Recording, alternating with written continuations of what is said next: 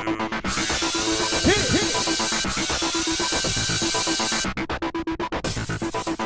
everybody, welcome to the recap results show for the X Factor. Alright, cheesy group number started off the show. This is what I hate about American Idol, and hooray, now it's on X Factor as well. So they did a really badly lip-sunk version of Without You. It went on for far too long, and there were far too many wide shots where you couldn't even tell what was going on, just 100,000 people standing on stage. And it doesn't help the screens that they have behind them to make it look like it's even, more confusing. But I must say, it was the best 10-minute recap of a 2-hour show ever that followed that disastrous group number.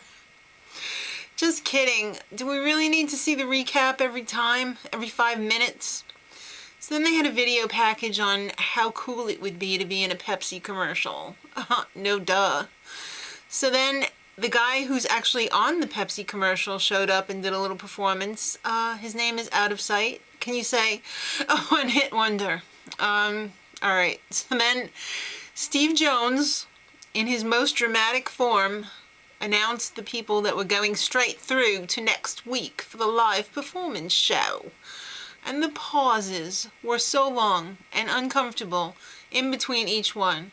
And the unnecessary commercials. It was just, how do you say, ridiculous? So shocker, Stereo Hogs and Intensity are in the bottom too. Great job, Paula. 2 out of your 3 groups are in the bottom too. 2 out of 3 ain't bad, right? Well, it is. So, of course, Paula's having a major freak out. So they have to perform for their life now. That's the way the show works.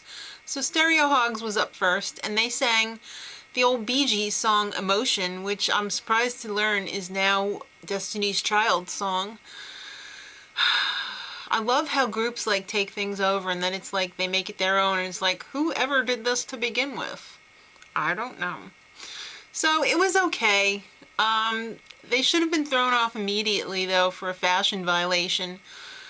The man prees with the jacket, it's a fashion never. Alright, then Intensity was up next, and this was one of those manufactured groups. 10 cry children who are basically probably 13 to 18 years old, maybe 16 years old. They did My Life Would Suck Without You. Too many cooks spoil the broth. There's too much going on there. It's like a traveling circus of... I don't even know. I just don't like them. I never liked them. They just seem too hopeful. And I don't like that. I'm a horrible person. What can I say? I didn't like the kids group. So the judges vote.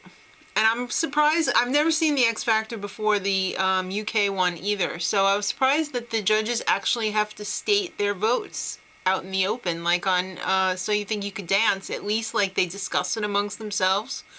But they have to give their vote and give the reasons for it and everything. So Simon was first, and I have to say I'm pretty surprised that he voted to get rid of the Hogs. Because just the night before he said that they were the best band in the world. Oh, a lot of clout you've got there, Simon. A lot of street creds. Alright, then Paula, of course she's freaking out because it's like choosing which one of your children you're going to euthanize. So she had this long, dumb speech. Oh, you're all winners, blah, blah, blah. She got rid of the babies.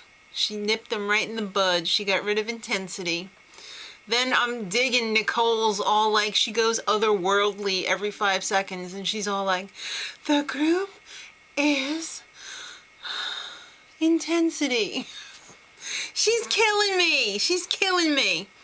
Then LA, everyone had spent so much time yabbering on about what they wanted to say that Steve Jones was like, LA, just shut up and vote. There's no time for you to say anything. So what does he do? He takes a super long pause and is like, Intensity. And it was a cry fest. And I was just like, oh, awesome. I love to see babies cry. Just kidding. But they were crying uncontrollably. They're not coming back. All their dreams are dead.